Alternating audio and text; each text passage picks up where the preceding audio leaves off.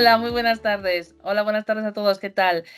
Os decía, antes de nada me presento, soy Eva Gómez, coordinadora del máster en Sistemas Integrados de Gestión, máster oficial universitario, y es para mí pues un placer daros la bienvenida al webinar de esta tarde titulado Análisis modal de fallos y efectos. Esperamos que el webinar cumpla vuestras expectativas y que os dé consejos o tips pues, para poder aplicar esta herramienta en vuestras organizaciones. Antes de nada, me gustaría deciros que en el chat de preguntas y respuestas, que podéis ver en la parte superior de la pantalla, ya han publicado mis compañeros de marketing el curso especialista en gestión y mejora de procesos, que es un curso donde se explica esta herramienta que vamos a ver en el webinar de hoy. Simplemente, pues oye, el que tenga interés en profundizar en esta u otras herramientas de calidad, podéis echar un vistazo al curso. Por otro lado, en el transcurso del webinar, si os surge cualquier duda o cualquier cuestión, en este chat de preguntas y respuestas podéis hacer la consulta y al término de la charla, pues contestaremos a todas aquellas cuestiones que nos dé tiempo, ¿vale? Y las que no nos dé tiempo, pues las enviaremos por escrito a través del correo electrónico. Bueno, y sin más demora, os presento a la ponente de hoy, Lorena. Lorena es licenciada en Ciencias Físicas, tiene un máster en Sistemas Integrados de Gestión de la Calidad, Medio Ambiente y Prevención de Riesgos Laborales y luego adicionalmente también tiene una amplia formación pues, en el ámbito de la calidad. Es auditor jefe en sistemas de gestión de la calidad, perdón, ISO 9001, y también tiene el título de Lean Six Sigma Black Belt. Además, Lorena tiene una amplia experiencia profesional, lleva más de 20 años trabajando en el ámbito de la formación y hoy en día pues, combina un poco pues, su tarea como docente en distintos cursos con la coordinación del área de calidad y la dirección del máster en gestión de la calidad de las organizaciones. Bueno, pues entonces, nada, Lorena, te dejo todo el protagonismo para que nos hables de esta herramienta de calidad, el ANFE, y luego al final de la charla, pues te comento las preguntas que hay en el chat, ¿vale? Perfecto, estupendo. Muchas gracias, Eva, por la presentación. Pues nada, vamos allá con ello. Dadme un momento que voy a compartir pantalla. Eva, si me puedes confirmar si se ve. Sí, ahora ya la tienes esa pantalla completa. Venga, fenomenal. Pues vamos allá entonces con ello.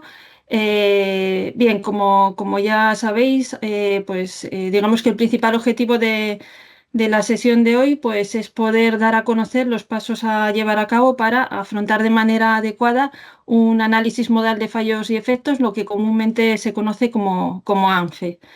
Bien, para ello hemos dividido la jornada, la sesión, en tres bloques, ¿vale? Un primer bloque en el que analizaremos el qué, el cómo y el para qué del ANFE. Luego un bloque central que será el que ocupe la mayor parte del tiempo, en el que desarrollaremos la metodología, identificaremos los pasos que debemos de dar para afrontar de manera adecuada ese análisis, pues con ayuda de un ejemplo práctico. Y bueno, pues terminaremos haciendo una revisión de los errores que habitualmente suelen cometerse a fin de que podamos establecer una serie de recomendaciones que nos eviten caer o incidir en esos errores. Bueno, pues lo dicho, vamos allá con ello. Empezamos con el qué, ¿vale? ¿Qué es el ANFE? Pues remarcar que el ANFE es una herramienta, ¿vale? Principalmente es una herramienta que nos va a ayudar a identificar y a evaluar los posibles problemas o fallos que pueden ocurrir en un determinado producto, proceso o servicio antes de que estos sucedan, ¿vale? Es una herramienta que nos va a permitir, por tanto, tomar medidas para poder prevenir y ser capaces de minimizar las consecuencias sentidas para con esos fallos. En lo que es esta herramienta se suele utilizar el término modos de fallo para hablar de esos fallos que potencialmente pueden ocurrir. Remarcar que puede aplicarse tanto para análisis de productos, de procesos o de servicios, ¿vale? Bien, ¿cómo hacemos ese análisis de fallos? Pues en primer lugar con la identificación de los potenciales fallos, ¿vale? De esos modos de fallo. Conocidos esos fallos, debemos de identificar cuáles son los efectos que pueden generar esos fallos y procedemos a analizar las causas, origen de esos fallos. ¿Cuál es la idea? Pues aplicar una serie de medidas, de acciones correctivas que nos permitan eliminar esas causas y, por tanto, pues minimizar o eliminar esos fallos. Bien, digamos que todo esto al final lo que nos va a permitir es, pues, por un lado, identificar de manera temprana los fallos, ¿vale? Nos va a permitir detectar los potenciales problemas antes de que estos ocurran y de esta manera, pues, vamos a conseguir evitar reparaciones o retiradas de producto. Obviamente nos va a permitir reducir costes, ¿vale? Reducir los gastos asociados a esas reparaciones, a esas devoluciones, a esas pérdidas de producción. Debemos darnos cuenta de que es una herramienta que se utiliza mayormente en la fase de diseño bueno, pues corregir en la fase de papel siempre va a ser mucho más sencillo y menos costoso que hacerlo en lo que sería la etapa ya de producción. Es una herramienta también que nos va a permitir llevar a cabo una evaluación de los riesgos, ¿vale? Nos va a ayudar a determinar, pues, con ayuda de una serie de índices, a identificar, pues, la gravedad o la probabilidad de que ocurra un determinado fallo. Y esto al final lo que nos va a permitir es priorizar las acciones que debemos de tomar.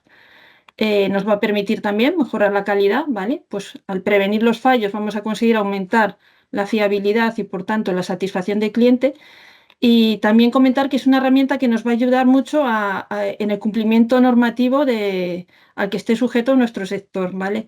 Digamos que el ANFE es una herramienta que con mucha frecuencia se utiliza en sectores que están, que disponen de mucha regulación normativa, ¿vale? Sectores, por ejemplo, como la automoción o el sector aeronáutico, para lo que sería la fabricación de aviones, de coches o de los componentes.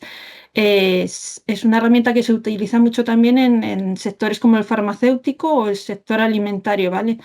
Para garantizar pues esa calidad, esa seguridad tanto de los medicamentos como de los alimentos que ponemos en el mercado. Bien, pues vamos entonces al grueso de la sesión, como íbamos avanzando, ¿vale? Y vamos a identificar pues, las etapas, la metodología a llevar a cabo.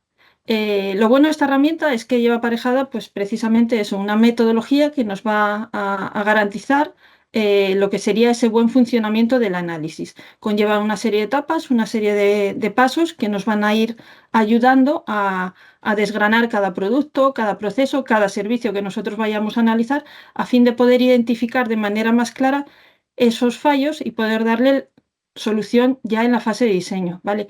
Comentar que inicialmente, bueno, es una herramienta que se utiliza mucho en lo que sería fase de diseño, ¿vale? Pero no es exclusivamente una herramienta de fase de diseño. Con mucha frecuencia se utiliza también como herramienta de utilidad en fases de análisis o de resolución de conflictos, de no conformidades. Incluso también como herramienta de mejora, simplemente pues tenemos un determinado producto, un proceso que queremos mejorar, pues podemos aplicar también esta herramienta.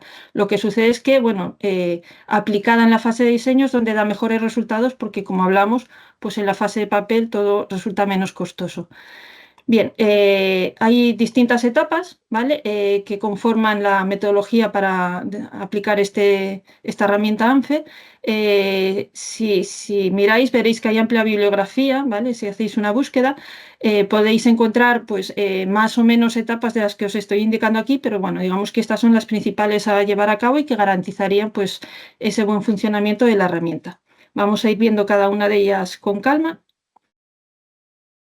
Bien, lo primero de todo es fundamental una adecuada elección del grupo de trabajo, ¿vale? Y de un coordinador que gestione, que dirija el proyecto. Es importante que ese equipo pues, sea multidisciplinar, que tenga conocimientos pues, tanto de la metodología ANFE como de la operación o del producto del servicio en concreto al que nosotros vamos a aplicar esta herramienta. Digamos que el coordinador pues, debería ser el encargado de dirigir el desarrollo de la actividad y de formar, en caso que fuera necesario, a aquellas personas que no estuvieran familiarizadas con el ANFE. Importante esa selección del equipo de trabajo. Vale, importante también pues, que seamos capaces de concretar de manera adecuada ese objetivo del ANFE. Se trata de establecer el rumbo, ¿vale? El alcance del estudio, asegurando, garantizando que vamos a abordar los aspectos más relevantes de ese producto, proceso o servicio que vamos a analizar. Se va a valorar, a evaluar todo el ciclo de vida, desde el diseño hasta la disposición final, o nos vamos a centrar en concreto en una determinada etapa específica. Imaginemos, por ejemplo, el caso de una cafetera, como la que podéis ver en pantalla, una cafetera eléctrica de uso doméstico, ¿vale? Pues no será lo mismo que nosotros apliquemos el ANFE en, en lo que sería la fase de diseño previa a esa producción de la cafetera, que llevar a cabo un estudio del ANFE para el caso de una cafetera que ya está puesta en el mercado y bueno, pues que de alguna manera parece que está dando algún tipo de problema y de la que nosotros pues queremos determinar por qué se está produciendo esos problemas y por qué está generando insatisfacción en nuestros clientes. Bien, conocido el alcance, pues se deben de identificar de manera clara todos los elementos de aquello que nosotros estemos analizando y para cada uno de esos elementos deberemos de identificar sus funciones. Del mismo modo, pues habrá que analizar las distintas interconexiones que existen entre cada uno de los componentes, así como, bueno, pues las operaciones que se realizan a lo largo de todo el proceso de cada uno de esos componentes. Bien, ¿cómo traduce todo esto? Vamos a verlo con ayuda de un ejemplo, ¿vale? El ejemplo que vamos a tomar como base de partida para toda la sesión es el que avanzamos antes, ¿vale? El de una cafetera eléctrica de uso doméstico, como la que podéis ver en pantalla. Entonces, bueno, pues dijimos, lo primero que debemos de hacer, además de definir el equipo y el alcance, ¿vale? Que en este caso va a ser el diseño de un nuevo modelo de cafetera, ¿vale? Pues el siguiente paso es identificar los elementos de estudio. Obviamente aquí lo que vamos a hacer va a ser un ejemplo sencillo que planteamos porque queremos conocer cómo funciona o cómo se desarrolla esta herramienta, ¿vale? No vamos a ir listando cada uno de los elementos de esa cafetera porque son muchos y bueno, principalmente porque tampoco personalmente soy muy conocedora del funcionamiento de este tipo de cafeteras ni conozco los elementos y ya partimos de la base de que habíamos hablado que el equipo debía ser lo más multidisciplinar posible, ¿vale? Pero bueno, entendemos que aquí de lo que se trata es de conocer cómo funciona la herramienta y entonces vamos a poner unos pocos ítems, ¿vale? Para ir desglosando cómo funciona esa herramienta. Bien, imaginemos que listamos los siguientes, los que podéis ver en pantalla: el depósito de agua, la resistencia para calentamiento, interruptor, termostato, filtro. Bien, pues para cada uno de ellos debemos de definir qué función debe de cumplir ese elemento. Bien, en el caso del depósito de agua, su función es la de recoger el agua para la elaboración posterior de ese café. En el caso de la resistencia, pues calentar el agua, el interruptor permite encender la cafetera, el termostato regular la temperatura, el filtro filtrar el café y así sucesivamente iríamos con cada uno de esos elementos. Bien, llega el momento de identificar los potenciales modos de fallo, es decir, de qué manera puede darse un fallo, ¿vale? Digamos que un modo de fallo significa que un elemento, uno de esos elementos que hemos identificado, pues no satisface o no funciona de acuerdo con las especificaciones o con aquello que nosotros esperaríamos de él. A la hora de analizarlo, pues debemos de tener en cuenta todos los fallos potenciales, ¿vale? Incluso los que solo aparecerían bajo determinadas condiciones extremas de funcionamiento. Digamos que habría que analizarlo todo, lo que pueda ser fácilmente detectado por el cliente y lo que no. Bien, ¿cómo quedaría esto continuando con nuestro ejemplo? Si nos centramos en el depósito de agua, cuya función es recoger el agua para la elaboración del café, ¿de qué manera puede fallar? Pues puede haber una pérdida o un derrame de ese agua, ¿vale? En el caso de la resistencia de calentamiento, cuya función es calentar el agua, pues en modo de fallo es que no nos caliente el agua. En el caso del interruptor, pues que no seamos capaces de encender la cafetera. Si el termostato da algún tipo de fallo, ¿qué tipo de fallo puede ser? Pues que no se regula de manera adecuada esa temperatura. En el caso del filtro, pues que vamos a permitir el paso de pozos, algo que no queremos, ¿vale? Pues digamos que se trataría de ir identificando esos modos de fallo para cada uno de esos elementos. Bien, pues ya con todo ello debemos de proceder a identificar lo que serían esos efectos, ¿vale? Los efectos que nos iban a generar esos modos de fallo que nosotros estamos identificando. Es importante remarcar que cuando analicemos una parte o un componente o un elemento, deberemos de tener en cuenta también la repercusión que vaya a tener en todo el sistema, ¿vale? De ahí la imagen de los engranajes que estamos poniendo. Por ejemplo, si estamos hablando de una fuga en el depósito de agua, ¿influye esa fuga del depósito de agua en el resto de elementos de la cafetera? Eso es algo que deberíamos de analizar. Volviendo al ejemplo anterior, en el caso del depósito de agua, ¿qué efectos provocaría esa pérdida de agua del depósito de agua? Pues bueno, en primer lugar, pues podría provocar un derrame del agua por la superficie donde nosotros tengamos fijada nuestra cafetera, ¿vale? Por otro lado, habrá una menor cantidad de agua para generar ese café.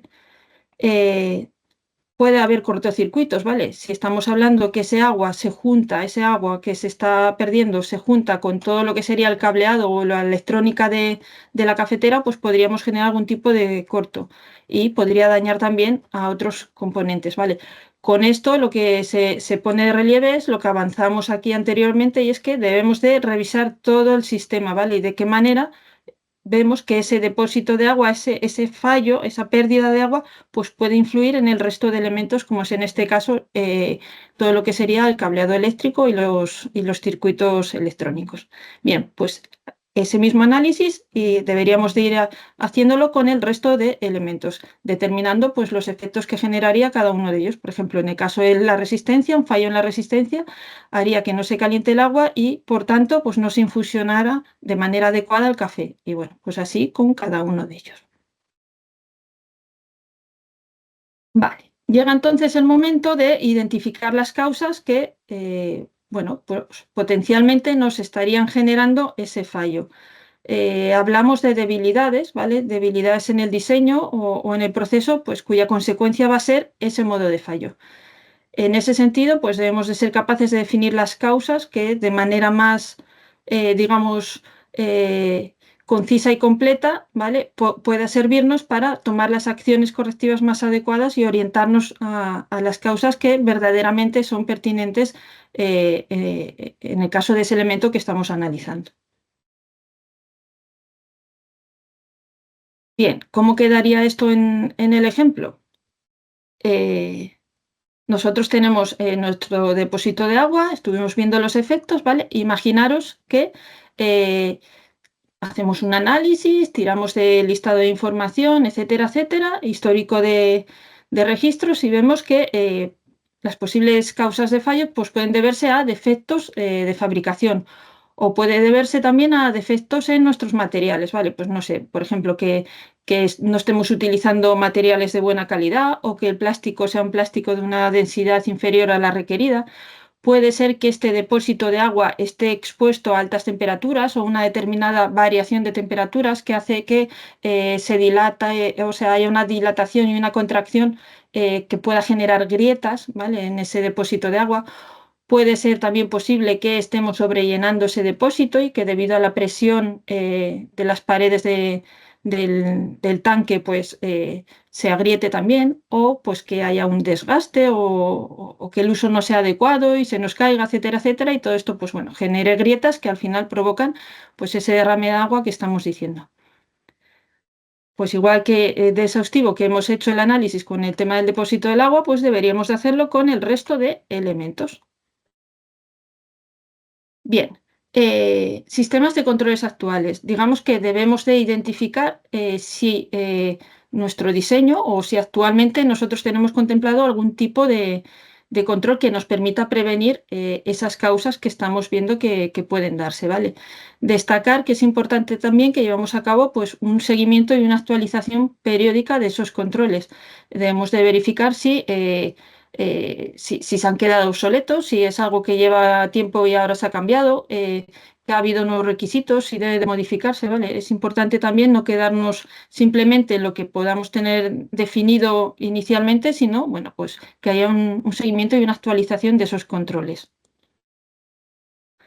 Vale, ya con todo esto, pues llega el momento de evaluar, ¿vale? Digamos que lo avanzamos antes, esta herramienta pues nos permite llevar a cabo un análisis cuantitativo con el fin de priorizar sobre qué elementos deberemos de actuar con mayor urgencia y para ello, pues bueno, se han definido los tres índices que podéis ver en pantalla, un índice de gravedad, de probabilidad de ocurrencia y de probabilidad de no detección.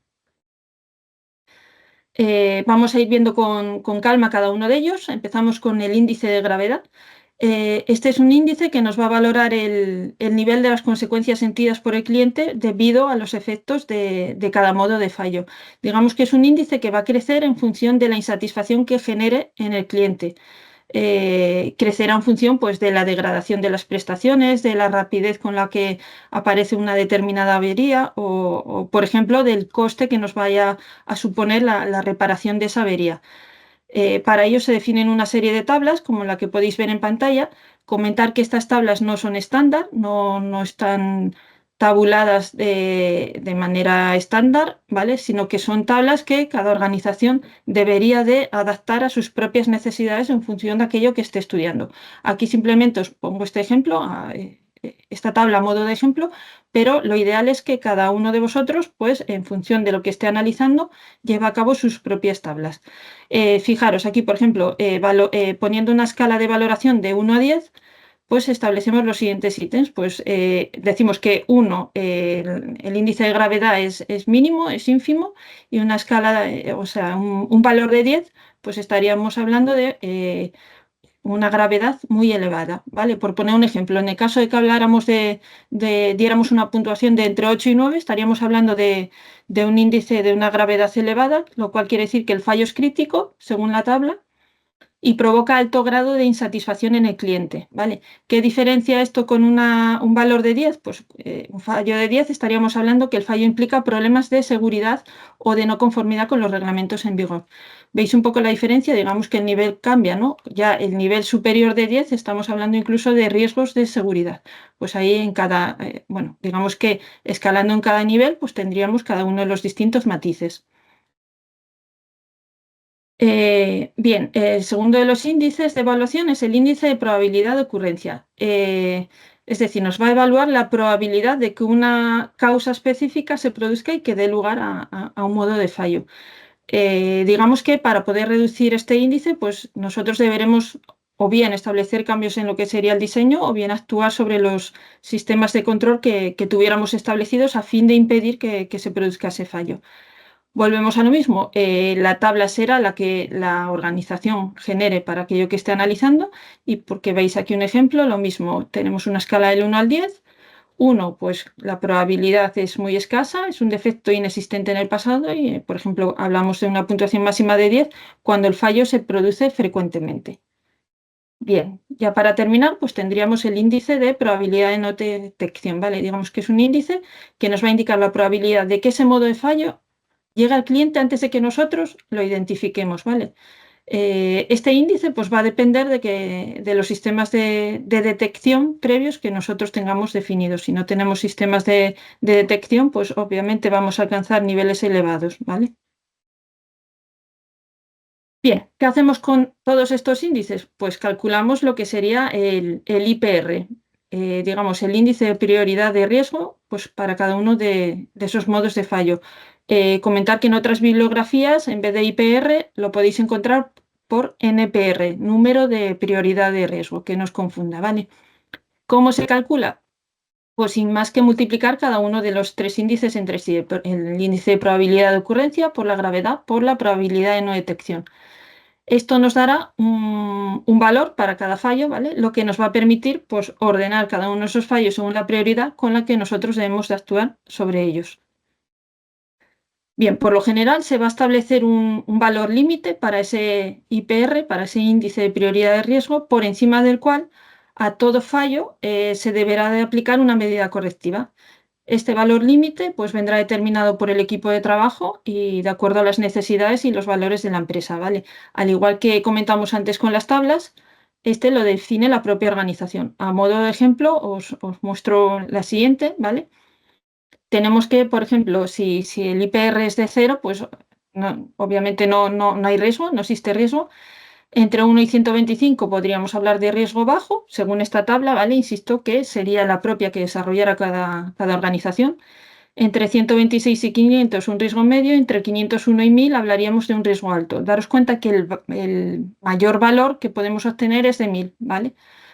Que sería el resultado de multiplicar 10 por 10 por 10 en una escala de 1 a 10 que nosotros estamos poniendo en nuestras tablas, ¿vale? Fijaros, si en una escala de 1 a 10 tomamos el punto medio de 5, ese 5 por 5 por 5 sería en total 125, ¿vale?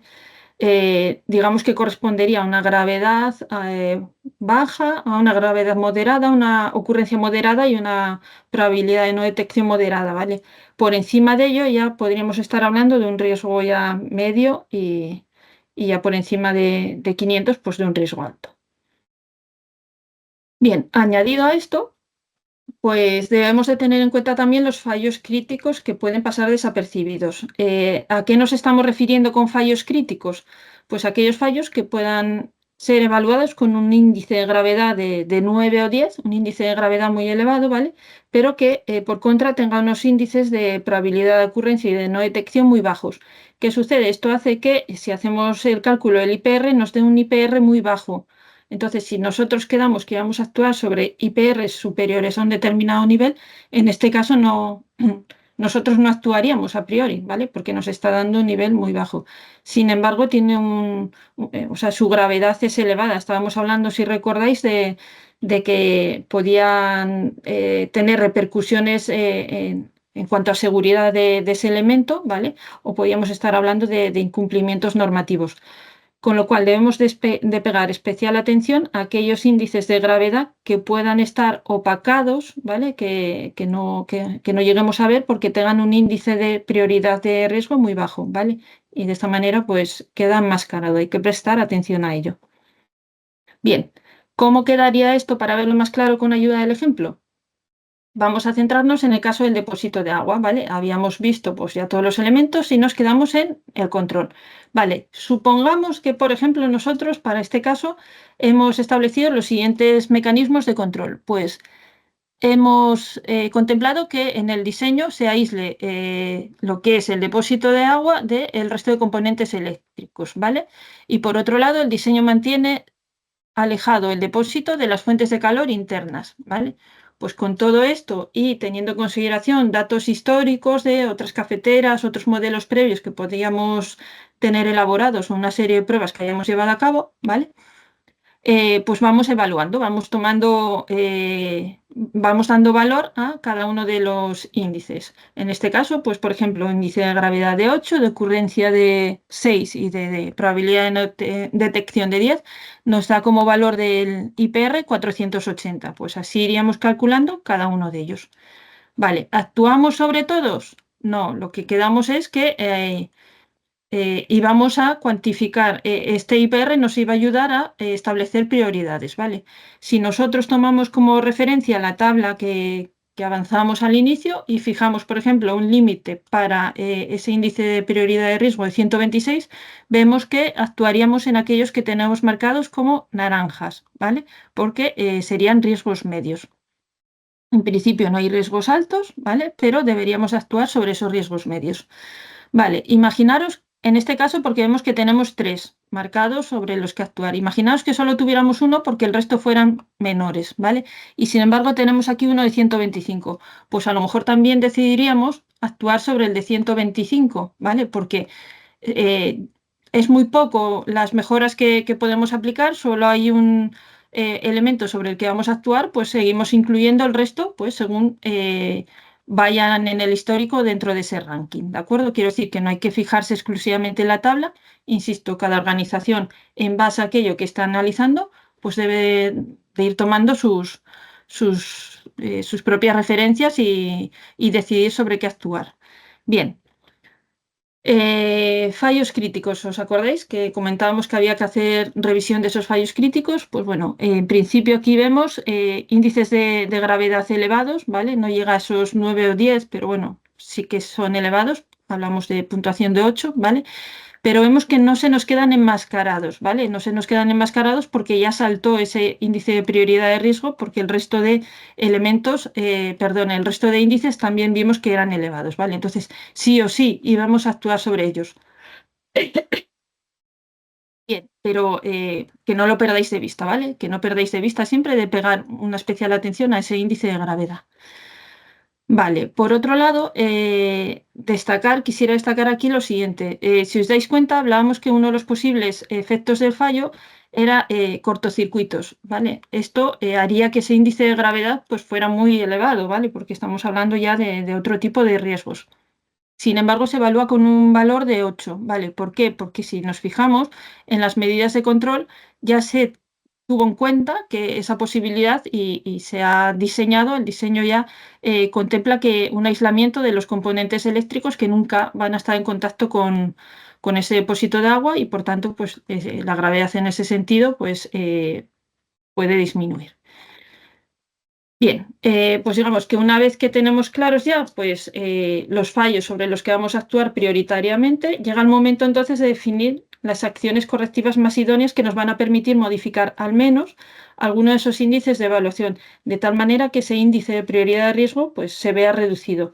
Estas acciones correctivas pues, pueden enfocarse, por ejemplo, a realizar cambios en el diseño o cambios en el proceso de fabricación o a incrementar o a modificar los controles o las inspecciones que nosotros tengamos establecidas.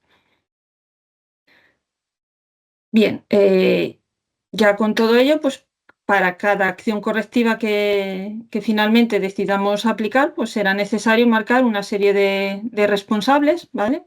Dedicados para su implantación. Bueno, puede ser oportuno también que marquemos unas fechas de implantación para que la gente sea conocedora y bueno, pues tampoco que no se nos dilate en el tiempo, ¿vale? Una vez implantadas, pues se debe llevar a cabo también un seguimiento, ¿vale? Un seguimiento de esa acción a fin de poder comprobar, bueno, pues que todo se ha llevado según lo establecido, según lo que nosotros hubiéramos planificado y ya con ello, ¿qué hacemos? Pues procedemos nuevamente a evaluar, a dar un valor a esos índices de gravedad, de ocurrencia y de no detección y con ello a calcular un nuevo índice de prioridad de riesgo. Si lo hemos hecho bien, ¿vale? Pues gracias a esas acciones correctivas que nosotros hemos adoptado, esos índices en teoría deberían de variar, ¿vale? De tal manera que ese índice de prioridad de riesgo debe de haber disminuido. Bien, continuando con el ejemplo, imaginaros que nosotros decidimos emprender las siguientes acciones correctivas. Estamos hablando en el caso del depósito de agua. Decidimos que la fabricación de ese depósito de agua se va a hacer con un plástico de alta densidad y vamos a establecer una serie de controles a los proveedores que nosotros previamente no estábamos teniendo en cuenta, ¿vale? No se estaban llevando a cabo. Además, hemos decidido que vamos a poner en el depósito, en ese tanque, vamos a poner una marca de sobrellenado y vamos a adjuntar unas instrucciones de uso y de limpieza de esa cafetera, ¿vale? Digamos que con todo esto, pues marcamos un responsable, que en este caso sería, por ejemplo, ingeniería. En este caso concreto, pues de seguimiento vemos que ya está completo, que se ha llevado a cabo y procedemos nuevamente a calcular esos índices, ¿vale? En este caso nos da un resultado de una gravedad de 8, de ocurrencia de 2 y de no detección de 2, lo cual nos daría un índice de prioridad de riesgo de 32. Fijaros que antes estábamos hablando de 480. Fijaros todo lo que hemos conseguido reducir. Reseñar que, como veis, el índice de gravedad no ha variado porque, bueno, digamos que la gravedad o las consecuencias sentidas por el cliente van a ser las mismas en caso de que se produzca, pero sí que hemos conseguido actuar con estas medidas sobre la probabilidad de que ocurra, porque hemos puesto medidas de control y la probabilidad de que nosotros lo detectemos antes de que llegue al cliente y con eso, pues bueno, ha conseguido rebajarse. Y así, pues deberíamos de actuar igualmente con el resto de elementos que nosotros habíamos establecido dentro de nuestra priorización. Bien, así pues bueno, de modo general, el registro quedaría como algo similar a lo que veis en pantalla, pues desarrollaríamos ese análisis para el producto en concreto que nosotros estamos analizando, en este caso en la cafetera eléctrica, y bueno, iríamos marcando cada uno de los pasos. Bien, ya para terminar, pues comentar acerca de los errores que habitualmente se suelen cometer, pero insisto, más que nada para, bueno, a fin de que los podamos evitar. Muy rápidamente, pues comentar que en cuanto a la planificación y a la ejecución, pues en muchas ocasiones puede darse una falta de compromiso por parte de la dirección. Es importante ser conscientes de que si la dirección no apoya el proyecto, va a ser difícil garantizar pues una adecuada participación y compromiso de todos los involucrados. En ocasiones el equipo tampoco es el más adecuado, ¿vale? Eh, digamos que si nosotros no tenemos un equipo adecuado, pues todo esto puede llevar a errores en la identificación de los modos de fallo y en la posterior evaluación si no son conocedores del proceso en sí. Eh, En ocasiones también puede ser que no se haga un análisis adecuado, ¿vale? Es importante que definamos para ello, pues, de manera clara cuál es el alcance, ¿vale? Para evitar perder tiempo en aspectos irrelevantes o pasar por alto otros fallos posibles. Vale, en cuanto a la valoración de riesgos, pues es importante evitar subjetividades en la evaluación, ¿vale? Digamos que la asignación de, a lo que sería la gravedad, la ocurrencia y la detección, pues bueno, puede ser subjetiva si nosotros no establecemos una serie de criterios claros y consistentes. Por eso es importante que nos fijemos bien en esas tablas de evaluación y las hagamos nuestras, ¿vale? En ocasiones puede ser que nos encontremos con falta de datos oportunos para llevar a cabo esa evaluación de los riesgos, ¿vale? Debemos de disponer siempre de datos confiables y actualizados. Una falta de información nos puede llevar a estimaciones pues, realmente poco realistas. Y a veces, pues digamos que podemos tender a centrar la atención en un único aspecto del riesgo, pues por ejemplo, la gravedad, ¿vale? Y se descuidan otros, pues no, que nos centremos y no hagamos un énfasis excesivo en un único aspecto a tener en cuenta. Bien, en cuanto a acciones correctivas, pues en ocasiones pues no son todos los realistas que debieran de ser. No perdamos el norte, ¿vale? Las acciones propuestas deben ser siempre viables y medibles. Y es importante también pues verificar si las acciones correctivas implementadas han sido efectivas en lo que sería la reducción de esos riesgos identificados. Importante siempre que no haya una falta de seguimiento. Y bueno, pues en ocasiones también podemos caer en el error de utilizar plantillas genéricas, ¿vale? Digamos que cada proceso es único y va a requerir de una plantilla personalizada. Yo os mostré un modelo, ¿vale? Digamos que cada cual debería adaptarlo al suyo propio. Y finalmente, pues comentar que otro de los grandes errores es que no se actualice ese ANFE, ¿vale? No nos olvidemos que el ANFE es un documento dinámico y, bueno, pues debe revisarse y actualizarse periódicamente a fin de poder reflejar los cambios en ese proceso, en ese producto. Al final es como un plan de gestión de riesgos, ¿vale? Este debe de estar siempre permanentemente actualizado. Y ya ahora y así, para terminar, pues comentar una serie de recomendaciones que deberíamos de promover, muchas de ellas ya comentadas en la diapositiva anterior, pero bueno, que quería remarcar aquí a modo de resumen final. Debemos de ser capaces de establecer un proyecto, un plan para ese proyecto que esté claro y detallado, formar de manera adecuada a ese equipo, que sea multidisciplinar y bien capacitado, utilizar en la medida de lo posible plantillas propias adaptadas a nuestras propias necesidades, definir una serie de criterios claros para evaluar esos riesgos y, bueno, pues planificar un sistema de seguimiento y actualización para evitar que se nos quede de moda. Y bueno, pues hasta aquí lo que queríamos comentaros en la sesión de hoy. Ya sé que me he ido un poquito de tiempo, pero bueno, a ver cómo va todo. No sé si hay alguna duda, alguna consulta. Eva, creo que tú has estado pendiente del chat. Sí, sí. Bueno, Lorena, muchísimas gracias por tu exposición en primer lugar, que ha sido muy, muy clara y muy detallada a mi parecer. Comentarte que hay un montón de dudas en el chat. No sé si nos dará tiempo, creo que no, a comentarlas todas, porque ya, como tú dices, ya vamos un poquito ajustadas. Te comento Sí, las que nos dé tiempo y las que no, pues las enviamos por mail, ¿vale? vale. La primera pregunta que nos han hecho es, ¿qué herramientas o software recomendarías para facilitar la realización del ANFE? Vale, a ver, aquí hay de todo, ¿vale? Hay empresas que utilizan simplemente un Word. Personalmente yo suelo recomendar las hojas de cálculo, un Excel. A ver, es una herramienta básica, pero muy útil para crear lo que serían esas tablas de ANFI y realizar los cálculos. Permite personalizar las columnas, adaptarlas a cada necesidad y, bueno, pues utilizar fórmulas para calcular ese índice de prioridad de riesgo. En el ejemplo que os mostré, pues bueno, he tirado directamente de Excel. Sí que es verdad que el Excel pues, puede ser limitado para ANFEs un tanto más complejos y, bueno, puede que no ofrezcan funcionalidades más avanzadas que sí que ofrecen otras aplicaciones, no sé, como por ejemplo podría ser el seguimiento de las acciones, la generación de informes, pero bueno, en el fondo sí que creo que es una herramienta pues útil, sobre todo que es muy, muy accesible, es muy flexible, es muy fácil de usar y sobre todo, bueno, pues para principiantes o para gente que no quiera hacer ahora una inversión en una aplicación.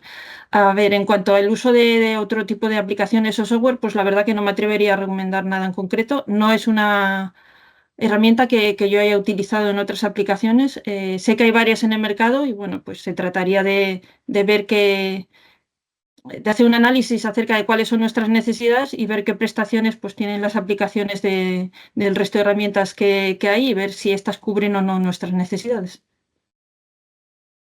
Vale, te comento la siguiente.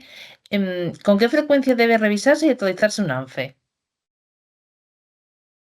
Vale, a ver, esta es buena pregunta porque permite reforzar, remarcar lo que comentaba antes, ¿vale? Y es que el ANFE es una herramienta pues dinámica, ¿vale? No, a ver, no hay una frecuencia única, no hay una temporalidad única que nosotros podamos establecer como fija para todas y cada una de las situaciones. Pero digamos que sí que podríamos hablar de que hay ciertas pautas o ciertos factores que podríamos tener en consideración. Pues no sé, por ejemplo, cuando se produzca algún tipo de cambio en ese diseño, en este caso, por ejemplo, de la cafetera, hay algún tipo de cambio en el diseño o en el proceso de fabricación o en las condiciones de uso, ¿vale? Eh, no sé, se me ocurre también, pues, en caso de que se diera algún tipo de incidente o nuevo fallo en la cafetera, pues bueno, nos permitiría identificar posibles causas que a lo mejor no teníamos previstas y bueno, pues actualizar ese ANFE con las lecciones aprendidas derivadas de esos fallos que se produjeron, ¿vale? También puede ser utilidad de revisarlo, pues si hay cambios en, no sé, pues por ejemplo en la normativa o en estándares de seguridad que pudieran haber surgido, pues convendría revisar nuevamente el ANFE para ver si pues sigue cumpliendo con los requisitos, los nuevos establecidos. En cualquier caso, digamos que si con todo esto pues no hubiera ningún tipo de cambio significativo, seguiría siendo recomendable igualmente revisar el ANFE de manera periódica. No sé, pues a lo mejor una vez al año o dos veces al año según necesidad. Genial. Otra pregunta que tenemos por aquí. ¿Cómo se aplicaría el ANFE en el caso de que lo que quisiéramos analizar fuera un proceso en lugar de un producto? Vale, a ver, en el fondo sería similar a lo que ya hemos visto, ¿vale? Pero en este caso, digamos que los elementos de estudio serían las distintas actividades que componen ese proceso, ¿vale? Imaginemos, siguiendo la tónica que hablamos, ¿vale? Imaginemos, por ejemplo, en este caso, el proceso de fabricación de este tipo de cafeteras, ¿vale? Pues bien, identificaríamos, ya no estamos hablando del diseño de la cafetera, sino del proceso de fabricación, ¿vale? Identificaríamos todas las actividades que componen ese proceso de fabricación, pues no sé, fabricación de piezas, adquisición de componentes electrónicos, el montaje de las piezas, el cableado, las conexiones, bueno, todo lo que se os pueda ocurrir. Pues bien, para cada uno de estas actividades, de estos procesos, subprocesos, ¿vale? Pues deberemos de ir nuevamente que identificando pues la función, el modo de fallo, los efectos, las causas, o sea, la mecánica sería similar. No sé, por ejemplo, centrémonos en el caso de que el proceso fuera ensamblar las piezas, ¿vale? Pues puede darse un fallo de que se hayan agotado las existencias, ¿vale? ¿Por qué se han agotado esas existencias? Pues, por ejemplo, porque no está claramente definido pues el proceso de acopio de materiales, ¿vale? ¿Por qué? Porque a lo mejor no hay un responsable definido, unos plazos, no sé, por lo que sea. Pues ya con ello tomamos acciones para evitar este tipo de fallo y así, pues bueno, digamos que deberíamos de actuar con cada uno de los procesos. A ver, comentar que lo mismo tendríamos para el caso de que quisiéramos hacer un ANFE de diseño, porque ya comentamos antes, o sea, es una herramienta que se puede utilizar tanto para analizar productos eh, como procesos, como servicios. En el caso de un servicio, imaginemos, siguiendo la misma tónica, ¿vale? Que tomamos el servicio de atención de una cafetería, ¿vale? Haríamos lo mismo, desglosaríamos cada actividad de servicio en sus partes e iríamos analizando cada uno de los modos de fallos y efectos y sus causas, ¿vale? Digamos que la mecánica en el fondo sería similar para aquello, para cualquier cosa que nosotros analizáramos, la mecánica sería el mismo estilo. Vale, genial, Lore. Decirte que tenemos un montón de preguntas en el chat, pero ya estamos casi 15 minutos fuera del tiempo, entonces, si te parece, las contestamos por mail, ¿vale? Vale, Entonces, por nuestra parte, nos tenemos que despedir. Muchísimas gracias a todos por vuestra asistencia. Esperamos que este webinar os haya gustado y, como os comentaba al inicio, pues que os sirva de ayuda para poder aplicar esta herramienta en vuestras organizaciones. Confiamos en que os animéis a participar en otros webinars que se puedan organizar desde Burovert Transformación. Y nada, os deseamos muy buena tarde y nos vemos en una próxima ocasión. Venga, buen día, gracias. Hasta luego.